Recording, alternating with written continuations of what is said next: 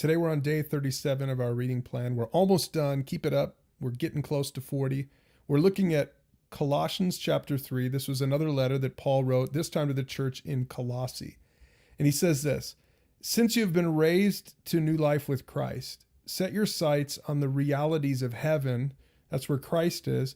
He says, think about the things of heaven, not the things of earth. Now, Paul does this in most of his letters at some point. Usually he talks about theology for a while, and then he inevitably transitions into practical living, and that's what he's doing in chapter 3. I want you to think about it in terms of our foundation series. You know, that first thing that we say that a Christian does is trusts Jesus. And he's saying, you've already done that. You've been raised to a new life with Christ. You've already trusted Jesus. So now, he says, move on to the second thing, which in our foundation series we say is that we live to honor God.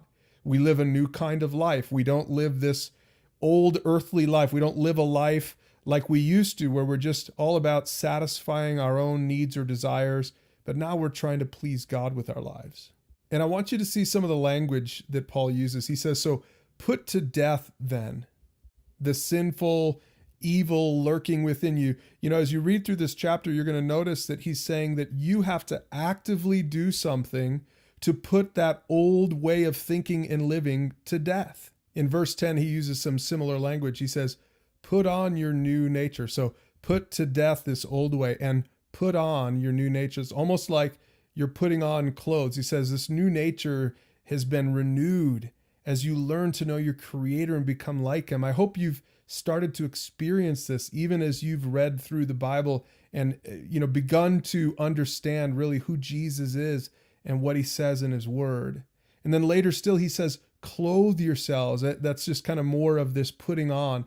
I envision just sort of putting on the armor of God, putting on like tenderhearted mercy and kindness and humility and gentleness and patience, like you're putting on a shirt in the morning, right? You're clothing yourself with this new way of thinking, this new way of being, this new way of honoring God and living through life.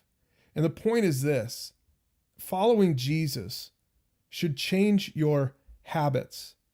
You know, the Christian life isn't just about gaining a bunch of knowledge and information. I hope you've learned a lot as you've read the Bible.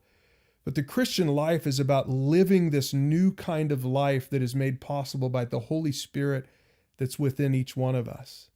So live that new kind of way.